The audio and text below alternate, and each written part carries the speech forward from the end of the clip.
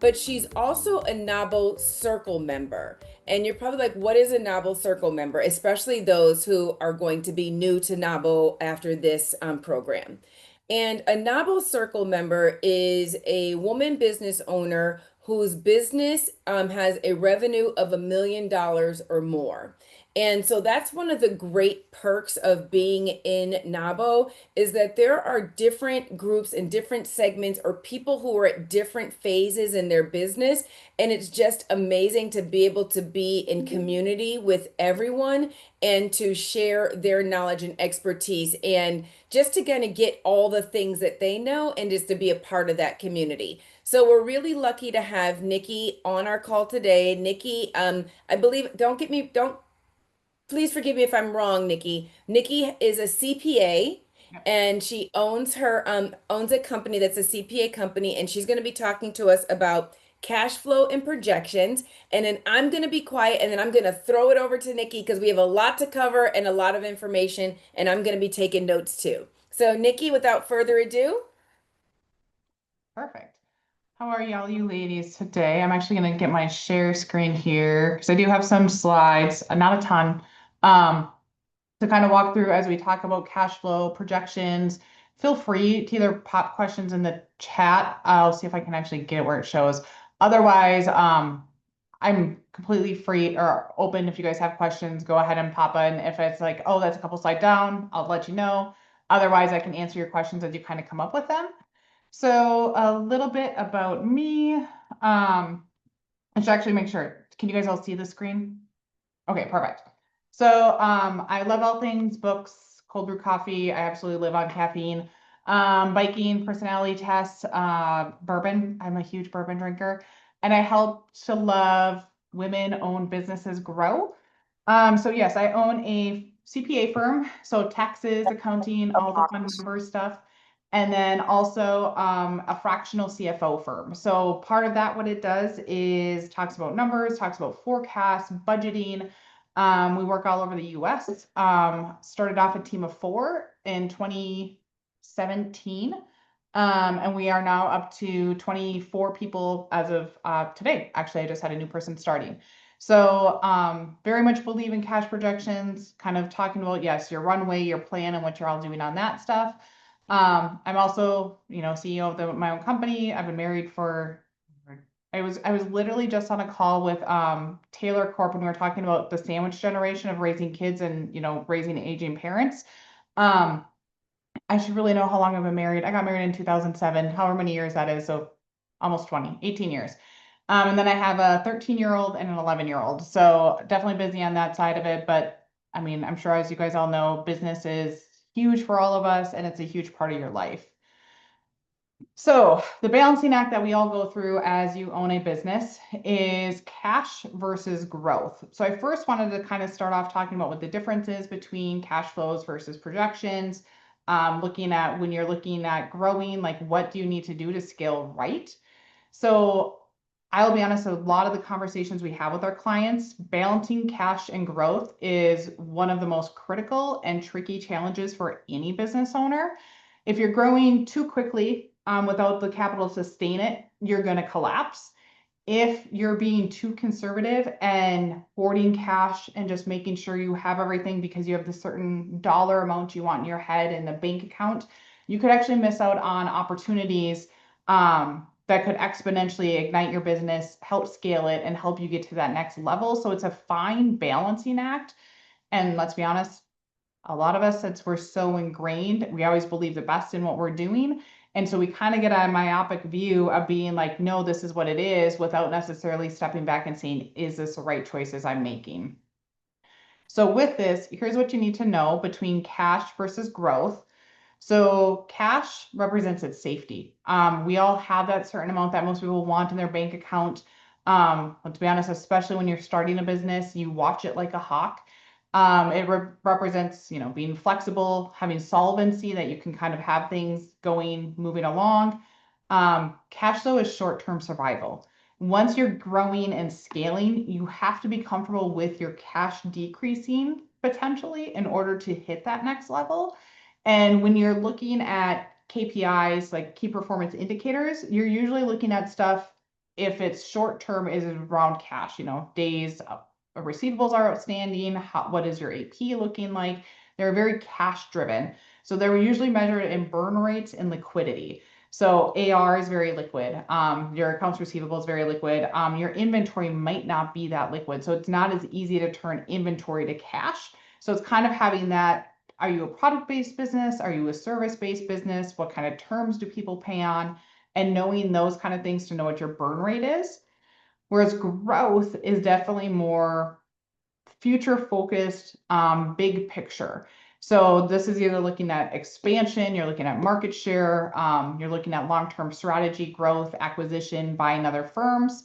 You're more focused on the future as opposed to being focused on the short term. So with the projection and growth, you need to know, where am I going to be, 3 years from now, 5 years from now, 10 years from now, and how do I actually get to those numbers without collapsing the business. Growth is usually measured in revenue year over year. Are you increasing your business? As Tara mentioned, if once you join Novel, getting a circle is a huge goal to achieve. And being able to hit that and measuring in revenue is one thing. The other thing I will talk about though is revenue is not, don't be so driven by revenue that you're missing your bottom line and what your profit is. You could have a 5 million revenue company, you could have a $150 million revenue company. But if your profit is zero, like what are you actually getting out of it? How smart are you being? So it's also looking beyond just one number. You can also look at a customer base or assets. Like if somebody who's focused on real estate, they're going to be more focused on how much assets you have, how much commercial property you have. So this one will be more talking on cash and growth as opposed to like acquisition. So key concepts when it comes to growth and cash. Obviously, growth consumes cash. So if you're going to be scaling your business, if you're going to be looking at how do you hit that next level, how do you hit that next step, one of the things we coach our clients on, what it took for you to start the business, what it took to hit your first 100,000, your first 500,000, your first million. You made small tweaks along the way to get to those numbers. Once you start kind of achieving those things, you also have to change your mindset that what it took to get to where you are today is going to be different than what it's going to take for you to get to that next stage. If you keep running the same way you are, you're always going to kind of be stuck in that thing because it's like, well, this is what I did to get here, but that's not what's going to help you get to the next space. So you have to kind of be ready to take some risk, which I mean, most business owners are. And then also though, know how to do it smart. But you don't want to collapse your business. You don't want to put everything under. So growth consuming cash, you want to make sure you're not growing faster than what your cash can be consumed. You can quickly grow revenue and become unprofitable. And most people don't realize this because they're so driven on, I want to hit X dollars of revenue, that they're not looking at the bottom line. The biggest thing like that we run into in a professional service industry is I obviously need to hire people in order to service clients. And then it's that thing of being like, what am I willing to give up? Am I willing to hire a warm body to prepare a tax return? Or do I want the right person? And if I want the right person, how much do I have to invest in them? How much do I have to train them? What kind of benefits am I giving them? The other part of it is, how much do I stretch the rest of my team to leverage the most I can of my cash before I have to hire? This one, I don't like playing that game a ton. I don't want to burn my team out in order to grow. So it is one that I tend to hire ahead, which I will be honest has backfired before, because of that fact of the cash. And unless the business is coming in, you're strapped a little bit on that side of it. Rebecca, saw you have a question. Yes, I kind of wanted to add a little bit. I think where a lot of business owners suffer is that they forget the basics of economics and opportunity cost. So a lot of times they strive after a number and they don't realize, hey, even if to get to that number, I might be spending a lot more. And something we were discussing last week was that one of my revenue streams that I had been relying on for 3 years or so kind of dropped this year due to market and just how the world has been post-presidential election. People are spending a lot less. And something I was telling the group is that although prices of goods have gone up, my profit margin has also gone up. because I dropped where I was losing a lot of money. And I think a lot of us just get so enamored by, okay, let's get to that goal instead of let's spend more on advertising. Let's take a step back and spend more on our staffing, like you were saying, to gear up for the season. Yeah, it hurts, but I'm trying to delegate more, even though I want to pay myself too, to realize if we don't see to where we need to grow, we're not going to get there. Yes. Thank you. That is our big thing. Yes, it's making sure that you want to make sure your cash is there to be able to make sure you are protecting yourself as well and not protecting everybody around you, but then you run your business into the ground. The other big part of that is knowing your cash conversion cycle. So as I heard you guys kind of talking about like a 30-day plan, one of the things that I'll talk about is a 13-week cash flow projection. We actually use it in our business, whether we're flush with cash and growing a ton, or if we are in a crunch time. I'll be honest, as Rebecca talked about it too, like it has impacted a lot of our clients the past 6 months, economy wise. We are starting to see some of the effects of it. So it's like it's imperative when you are really tracking cash, trying to figure out next steps. But it's one of those, if you don't do it when you're doing well, it's going to be harder for you to do it, and it's going to freak you out more to do it when you aren't doing well. So it is one, like, we track our cash all the time. We always know where it's going to be, 13 weeks out. And then we also have our big cash projections and our forecasts, which actually tell me where do I want to be in 1 year, 3 years, 5 years, 10 years. Obviously, that gets much more nebulous, especially looking 10 years out, but it at least gives you guidance to be able to kind of follow. So the biggest thing with cash conversion cycle is how long can you turn your investment into cash? So professional services, you're usually billing off time. That recoup is usually very, very quick. Some of our other clients, they manufacture like food products, but their big season is the holiday season. So they are gearing up all year. They're literally not making much money. They live off of a line of credit during the year because they have to buy product. They have to produce it, they package it, they freeze it. It sits and waits until really till November because it's a big gift giving thing. So with them, their cash is very, very critical because they know when I'm buying a product in January to get it ready, it might not sell until November. So that's obviously a much different cash flow issue you have to worry about, is when that's actually turning. And the longer it takes, obviously, to turn your inventory to money, the longer it takes to turn assets into inventory is going to determine how much flow and how much ability you have to use your cash in the short term. So it is key to know, what is your AR terms, what are your AP terms. The other big thing that I think a lot of small business owners don't always realize is when you're smaller, you can usually dictate what your terms are.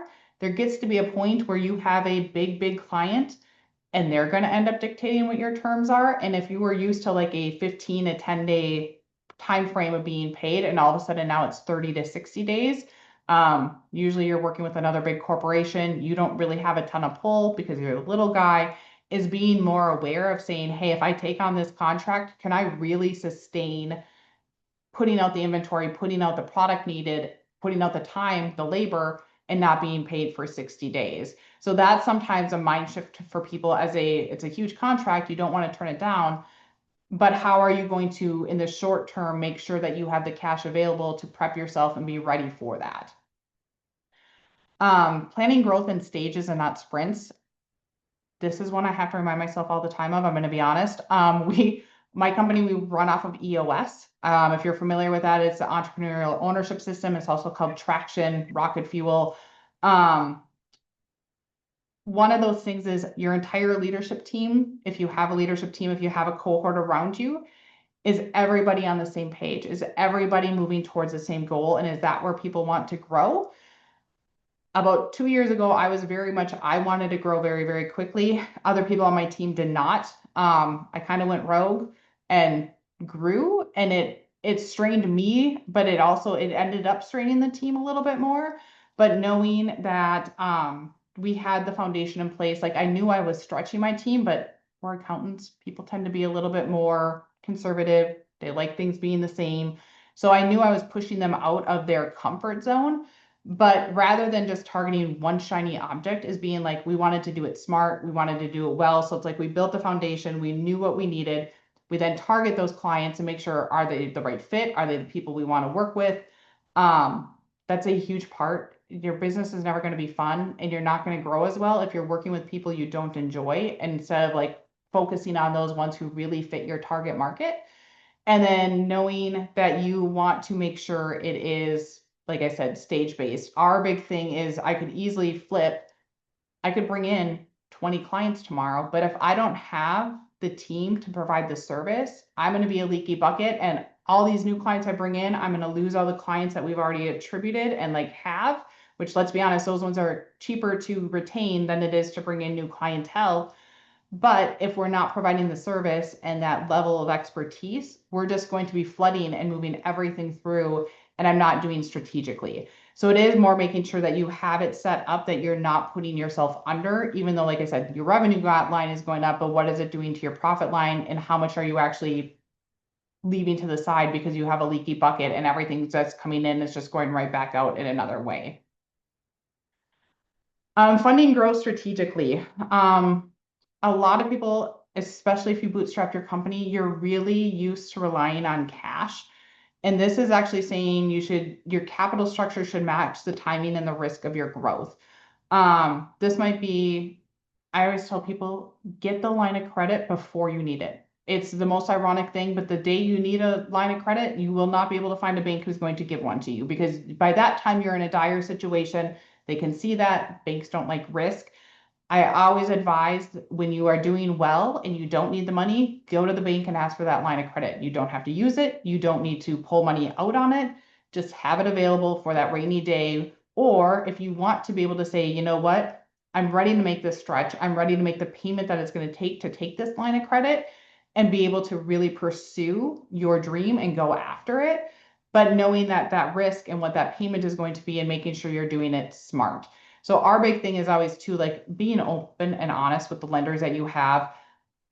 I know a lot of people borrow money from family. It is not the first one I always recommend. Money and family do not mix well, especially if they see you. The bigger issue is they see you then spend the money, and then they're like, well, why haven't you paid me back? You know, you bought this for your business, you bought this for your business, and you're like, well, that's because I'm investing and trying to get that money back in order to pay you back. But it just creates sometimes an icky dichotomy between friends and family. So mine is more looking at like, can we first get a bank loan? Are there grants out there available? Is there other funding available? PE is always a thing. I always say, make sure if you're looking into private equity, what are the golden handcuffs? There's always golden handcuffs. It is not this cakewalk, easy thing to kind of go through. So it is more looking at, where can you either cut back on spending in other areas? Where can you leverage using 1099 contractors over employees? Where can you outsource certain parts of it? Like, it's a conversation we have very frequently with our clients of being like, you guys can all do QuickBooks. Everyone can do accounting. It's not rocket science to do accounting, track your numbers, know where you're at. But most creative minds don't really work well in numbers all the time, and to be like, okay, if you're going to pay me to do this and it takes me 2 hours and you're paying me for that, it's going to take you 8 hours. You hate doing it. And can you go out and sell and do what you love doing in those 8 hours, as opposed to what you're going to pay me for 2 hours to do? So it's kind of like looking at it that way too, to say like, where is the best use of your time? And where are those, $1, $10, $100 items that you can move to somebody else on your team, that you're focused on the $1,000 items that are actually going to make a difference and move things forward. The other part of it with cash and growth is always knowing your runway. How many months can you survive at your current burn rate? So if you are self-funding, if you do have a loan, but it's still like not like you went to the bank, you were targeting a $500,000 loan, you could only get 300,000. So you have to kind of scrape that other 200,000 together. Like, how long do you have, especially if you're a startup? You're looking at, we work with a lot of fintech companies that are obviously building apps, they're building products that haven't even gone to market yet. But knowing what your run rate is, to know, when do I need to exit? You need to have that set up before you've committed to moving forward. Because if you don't know what your parachute is, you're going to get sucked in. you're going to make worse decisions because you're going to get to that pinch point. And let's be honest, we all have a passion for what we're doing. We have a passion for what our business is. And we can get a very targeted view of saying, I can pull myself out of this, when sometimes you can't. There are times you can, that you double down, put everything into it. But of knowing what's my comfort level, what's my risk level, and what do I all have on the line for this. When you first start, you typically have personal guarantees on most business loans.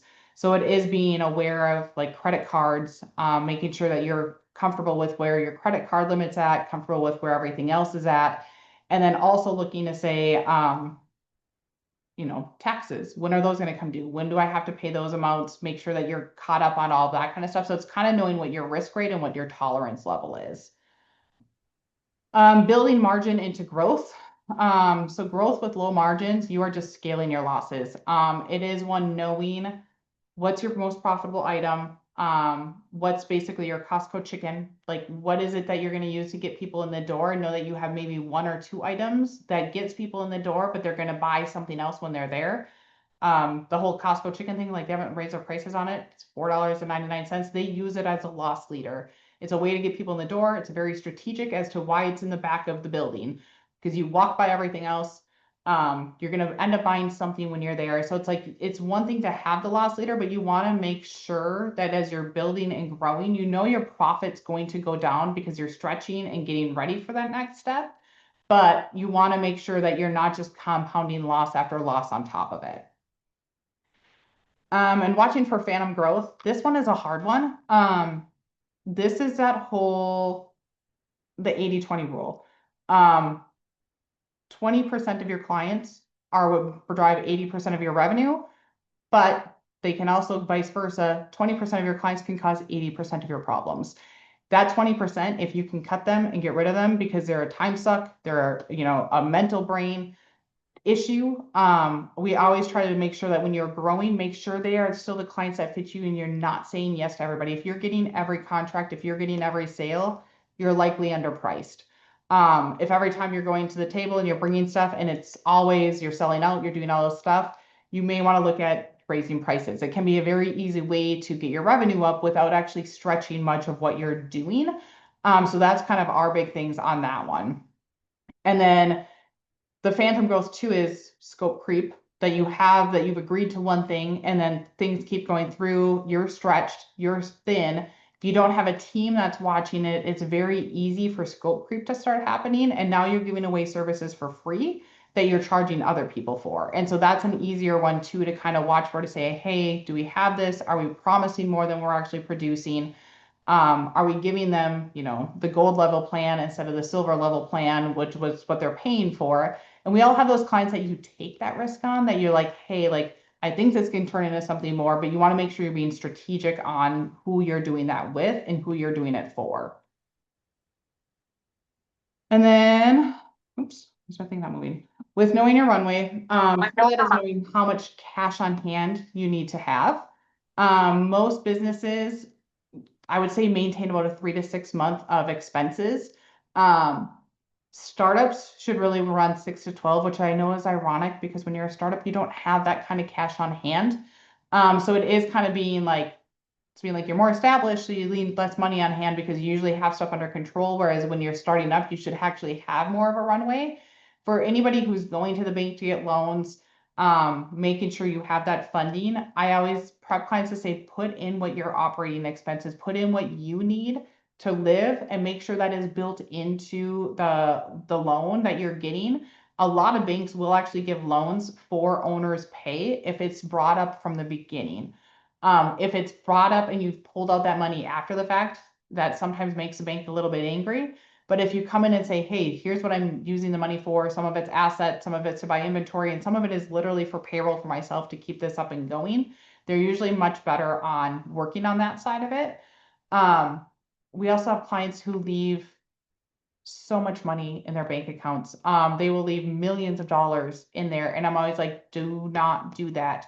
The bigger issue is if something were to happen and your company gets sued, all of the cash that is in that company is up for grabs. So I try to make sure clients know I get you like to have a healthy bank balance. I understand that, but make sure you're pulling some of that cash out to take that risk off the table. You can always lend it back to the company. So people who want to have a higher cash reserve, I always advise that they actually take the money out personally, put it into a separate checking or savings account that they don't touch. That way they still feel comfortable, and you can always loan the money back to the company. But that way, if something were to happen and you're to get sued, that money is not going to be tied up. You can actually retain it. You can use it, because once it leaves the company and comes to you personally, we have that legal separation that they can't come after.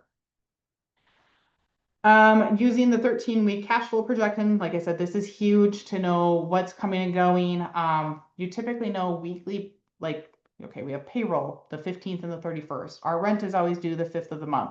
This is more to track those random one-ups that kind of pop up, like life insurance, usually paid quarterly, or like our E&O insurance is paid once a year. Software is sometimes paid once a year. And so it's like, you don't want to be caught off guard thinking, hey, we're good, I have everything going, I should have this extra cushion. And all of a sudden you get the bill for like your software provider and you're like, I didn't plan on spending this 20 grand right now. So it kind of forces you into that mindset of saying, what's our normal and where should we be, versus what's those weird ones that are going to pop up that we always forget about. Keeping lenders close and informed. There's always a way to finesse what you're telling the bank. But there is a time that you need to be honest and like say, I'm really struggling right now. Here's what I can do. Here's what's going on. Here's why my numbers don't look great. Because if you're usually taking a loan out, you sometimes have to provide a compilation, your tax return. Have a good relationship with your banker. Don't just go to like a, big bank where nobody talks to you. Make sure you have a banker that you can talk with and be open with and have those conversations with them. You want to make sure that team around you, between your accountant, your lawyer, and your banker and your financial advisor, are all very much on the same page as where you are. So that is always my advice to people. Don't, for one, the bank can see. They can see when if you're managing like 100,000 in your bank account all the time, and all of a sudden it drops and it's sitting and hovering between $5,000 and $10,000. They're already aware, and you're going to be better to just admit it to them and talk with them about it, as opposed to trying to hide it. The other big thing, we have this conversation all the time with clients. Profit does not equal cash. This is something I that can't get no service back over up in there. I gotta come over here. I'm sorry. So Okay. there was profit not equaling cash. Like what I always tell people is like, at the end of the day, you are taxed on the net income of your company, minus a couple tax things like, you have depreciation, which are your fixed assets. They show up on your balance sheet. If you paid for entertainment, you have season tickets to somewhere, that's not deductible. So there are certain things that, show up on your balance sheet that you actually do have to take off. The bigger thing that people always run into the issue with is they think, if my P&L shows I made $500,000, I should have $500,000 in my bank account. Only in a perfect world where you have no debt, you have no assets, you literally run basically a pure cash business, will that ever happen. If you have loans, if you have that you're taking draws out, you're a partnership, and so you can't take a wage, instead you're taking a draw out of your company, your bank account and your P&L will never be one and the same. And so it's also making sure that you're tracking to make sure, hey, this is what my tax amount is that's owed, and that's very different than what's in my bank balance. And I'll be honest, it is a conversation we have with our clients all the time, of saying, just because it's what your bank shows you have 100, but your company shows you made 400, you're taxed on that 400,000, not on the 100 that's left in your account. So the higher your loans are, the more people have to kind of watch, because yes, profit does not equal cash. I know a lot of people talk about cash is king, profit is vanity. My whole thing is knowing that you have enough to protect yourself, that you have a cash balance in there that you're good about. But again, just because you have a high revenue number does not mean necessarily that you actually are running a viable business. And if you're only focused on that kind of on what the bottom dollar is or what the top dollar is, you're probably not running a legacy business that you really want to grow. And it might be something you're looking at selling, but kind of knowing where those things come into play. And then moving on to cash flows versus projections. So this was talking before about cash versus growth. And so what cash flow is versus what a projection is. So cash flow is actual real-time movement of cash in and out of your business. So if you think of this more as a picture in time, like you take a picture, here's what it is. One day it's showing this amount, the next day it's showing this amount. A projection is more like a movie. So this is what's ongoing, this is what's playing, this is what you're working towards. We have ebbs and valleys, we have growth, we have this big story, usually some heartache along the way. So like if you look at a projection is more like a movie, a cash flow is more like a picture in time. It's to telling you this is what happened at this moment, but this is not what's going to dictate and be what my future is. Projections, you also hear them called financial performance, financial forecast. They're all kind of one and the same, pro formas. Cash flow, they usually more talk about very tangibly, whereas forecasts, they kind of interchange different names with that. So with the cash flow, like I said, this usually takes client payments, your loans, your investments, kind of the cash coming into your company, outgoing, expenses, rent, payroll, taxes, everything that's leaving your company. There's different types of cash flow. So operating cash flow is what your business does. So that's you selling a product, that's you selling your time as a service. That's your normal day-to-day, here's what it's running as. Your investing cash flow, this is what you're doing to purchase assets. Like if you need computers, if you are a manufacturer, you're likely buying heavy equipment. Construction companies, like you might be buying trucks. So those kind of things, when you're looking at buying very large tangible items, that's investing. You don't typically do those every day. They're bigger ins and outs. So people don't necessarily, you plan for investing cash flow, but usually you're using loans to get to that. And then the financing cash flow, this is looking at, yes, do you have loans coming in, whether that's friends and family, yourself, your bank, private equity. The equity, that's usually what you're putting into it. So like you can either have a loan to yourself, which means you're going to pay it back at some point. If you're putting it into the company as equity, that means you're not going to get that money back until you sell. So you're putting it in there for future. It reduces the amount of tax you're going to pay in the future, but it's basically cash that's wrapped up that you can't touch. And then draws, that's what you're taking out as a business owner. If you are an S Corp, you should not be taking your full amount of pay as a wage. The whole point of an S Corp is to help to offset taxes on that side of it. So that's kind of the big thing there, is kind of saying, hey, like this is how I'm paying myself. It's separate than a wage. It's what you're getting as an owner for your investment back into the company. Cash flow is used to track liquidity. Like how liquid are you? If you were to shut your business down tomorrow, how much cash are you going to walk away with? It is used for making short-term decisions, like I said, to be able to focus on, here's what I have going out this week, here's what I need to do to hit these goals and to hit these markers, but it's very short term.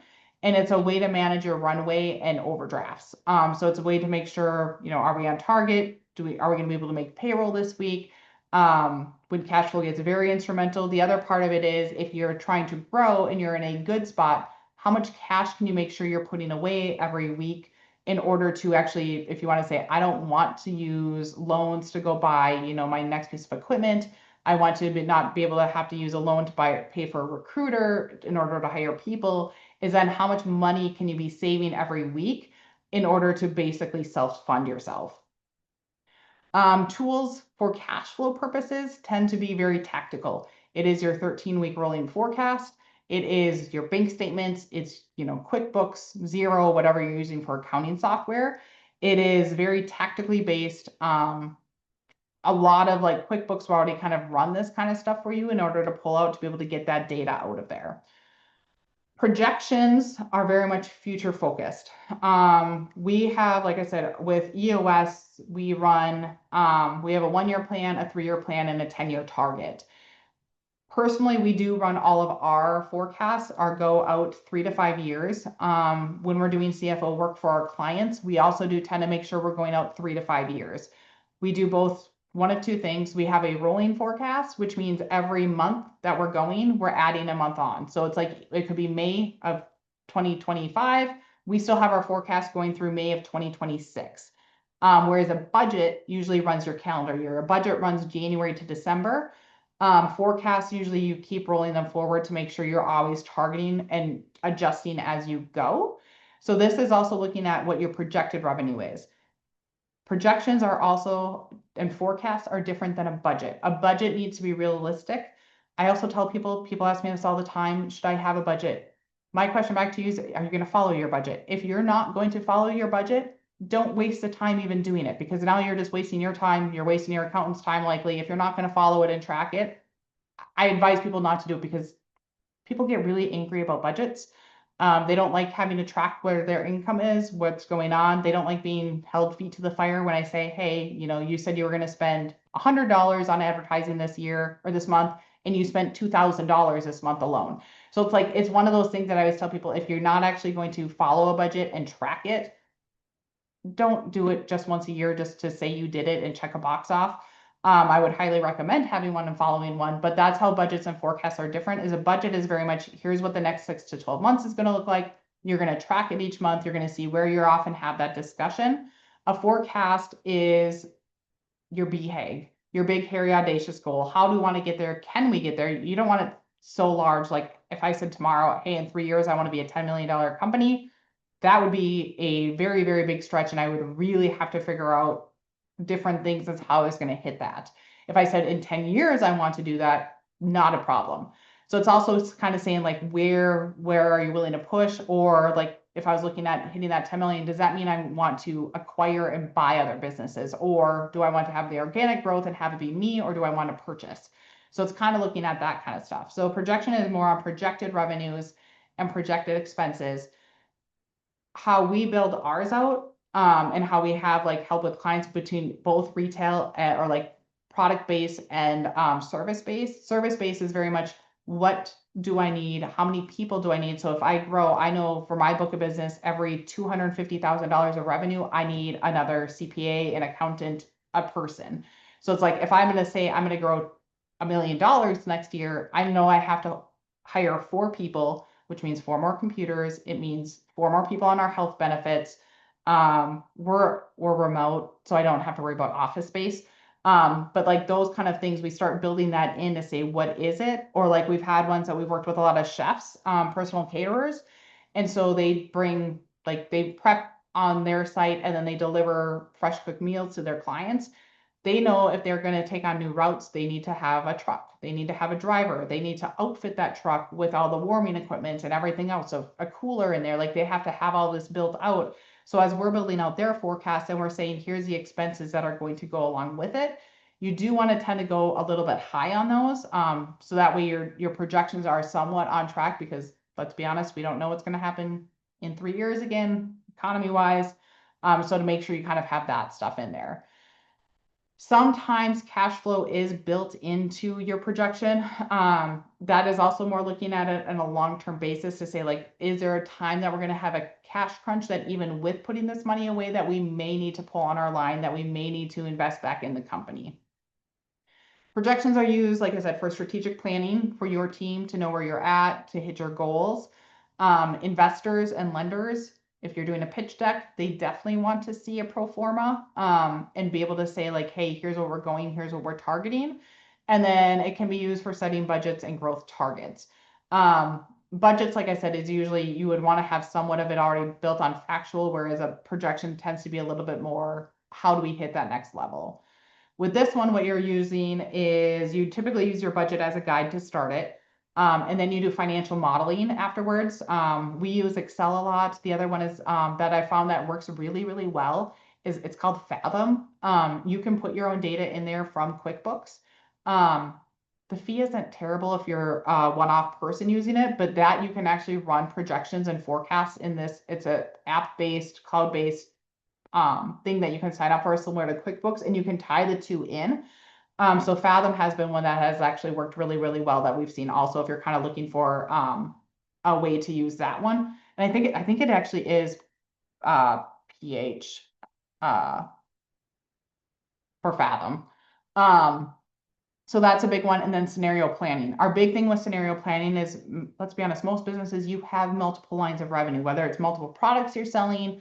Like I said, we do CFO, we do CPA, we do compliance work, accounting. So it's like everyone usually has more than one line of revenue. And so then it's also focusing on which one is the most profitable, which one would you potentially get rid of? Or if it's your loss leader, like you're doing this, but it's just kind of giving stuff away, like how can you move on to that next spot with it? So that one is kind of saying like, what happens if we sold off this part of the company? What happens if we really wanted to only invest in this action? And make sure that we can grow it that way. So that's kind of the scenario planning, is you're kind of pulling and saying, what are my different lines of revenue and how can I adjust them as one? Can you move people around? Like, can somebody work in both of them in order to basically say, like, how can we hit this next level without necessarily having to invest a lot of money? And then the fun stuff, the actual cash flow. So I pulled one together, and as you can see, I try to kind of show some different things in here that kind of pop up that aren't like your normal monthly payroll kind of stuff. So this is kind of a cash flow, a very simple one that we build out for clients. So you kind of start with, your beginning balance here. It's all, oops, shouldn't have clicked on that slide. So it's all kind of formula driven. And what you would actually do, and we always hide the old columns, but I use this, and so that way I can open back up to and say, like, where were we tracking, what was going on? But literally, like, we can kind of see here, we have the cash flows going along really, really well. And then come about September, if we don't make changes, we're going to be 70 grand upside down. So this is one kind of showing, like, when you look at what the revenue is coming in and how that works, is it seems like everything's very profitable, everything's moving along. So like what is it that all of a sudden throws off on this month? And it's like, if you look, like there's quite a few income amounts. We have a software bill that's going to hit, like obviously that does not hit all the time. So there's 24,000 that's out the door. We have a little bit lower revenue collection weeks. This one is like a financial advisor, so they get paid a little bit more weird. So they have a couple, like one big payment a month, and then they have little ones that kind of come into play. And so like what this is telling me is like, do we have to push some expenses back a week? Do we start playing that game of kind of pushing stuff around? Do we have to invest back in? Do the owners have to take less pay? That's what the draw line is. So this one is kind of building out and saying, when are we going to run into crunch spots? Or saying like, we have this bigger cash balance. How much of this do we have to put away in the short term in order to make sure we're hitting that we, come October, we have 60 grand in cash ready to go to cover these expenses? Or what do we need to do to downsize?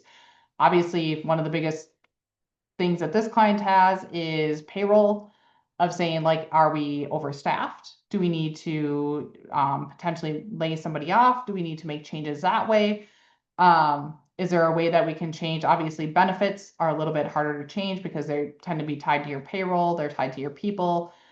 But looking at like, rents, or like the software and the IT expenses, like was this one, I should stop clicking on stuff.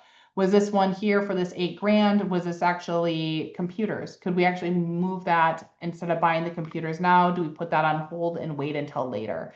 So this one, you would literally go back in every week and update and kind of say, here's where our other expenses are falling. This other line is basically saying, hey, like this is kind of our catch-all group. They're the little things that pop up, but you don't want your cash flow to be so detailed that you're spending more time updating it than what the data is that's giving you is being worthwhile.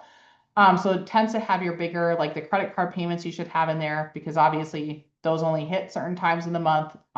It's a good way to also, if you're looking at this cash flow issue, do you put more on the credit card to kind of get through this time crunch, knowing I should have actually moved this when I was playing with this, move this farther to like September to say, can we regroup this and does it actually fix by October, or where do we need to worry about?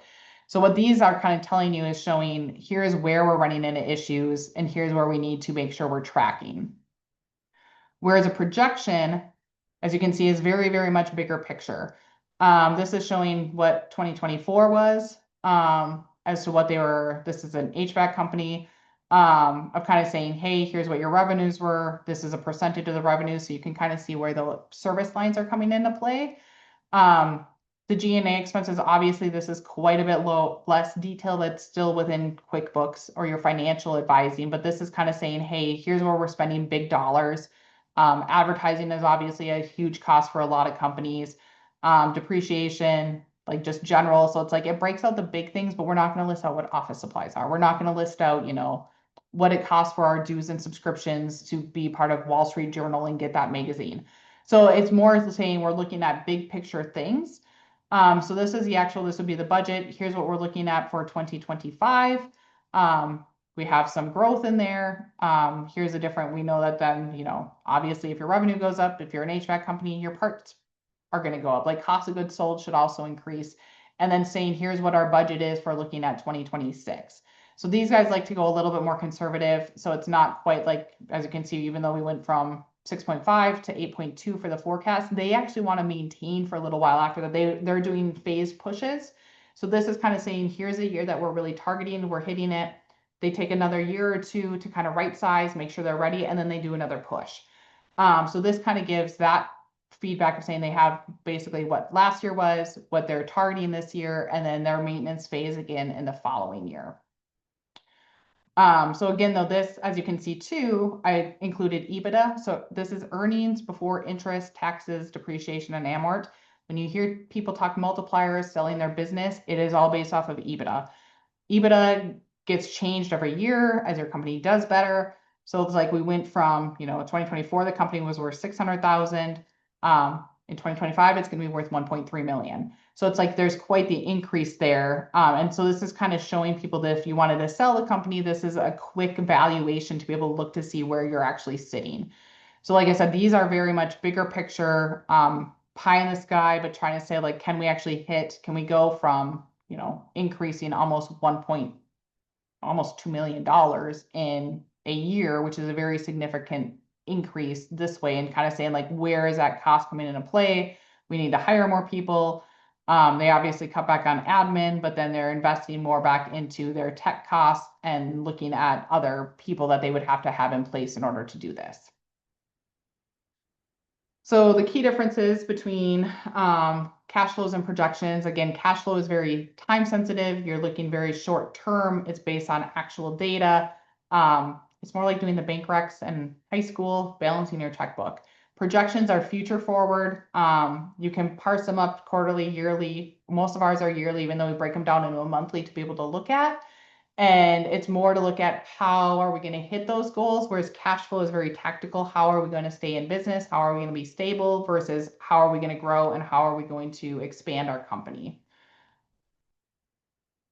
We kind of talked about this one for, yes, what's your Costco chicken? What's your loss leader? Where do you want to go? One loss leader is fine. We've had clients that come to us and they're like, well, we have like 10 items and it's like, no, like some of these need to make a profit. It's a very easy switch. That's not going to cost them more money. To be like, let's increase it a little bit. I always advise do it a little bit each time, see where that break happens. And then that's where, okay, go back down to what it was, like kind of see what that price point is before you break it without having a ton of sales drop. Budget for growth like a project. So it's like, it's that same mindset of saying, if you just randomly said, I want to grow $5 million, well, how are you going to do this? You still need a budget for you. You still need to make sure you're not putting your burnout at risk, your team at risk, yourself at risk, making sure you're doing it a smart way and not just saying, hey, I want to hit this number. Monitoring weekly cash using the cash flow it's eye-opening. It's one of those things we still catch it. All of a sudden we're like, oh shoot, like we have all of our E&O insurance due ours is in 3 weeks and our E&O insurance runs about 40 grand a year. So to have that big push on that kind of a thing, it's like now it popped up 13 weeks beforehand to be like, oh, that's right. We have our E&O insurance coming up. Let's plan for that. Make sure we have it.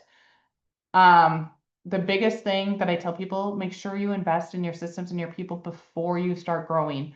You don't want to, otherwise it's going to put it on you. You risk your company collapsing. Make sure you have the systems in place to be able to catch, to know when that breaking point may occur and to not put yourself into a bad situation.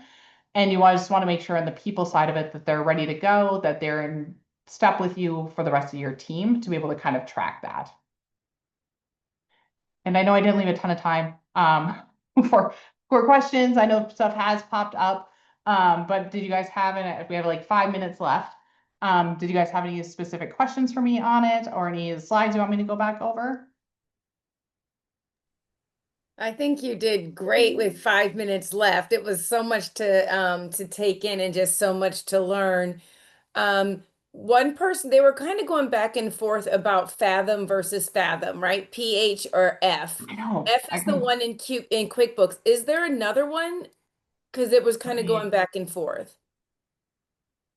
be able to look once. Oh, sorry. It is Fathom with an F. I told Okay, you. that's what we Yes. thought. Okay, we wanted to make Yes. sure that because I want to make sure we use it in QuickBooks. It is called Fathom. Yes. Okay, what other? And that is a big thing too. If you do have a budget, you can put that into QuickBooks and you can easily track what your budget is. You put it in at the beginning of the year and you can print budget to actual reports.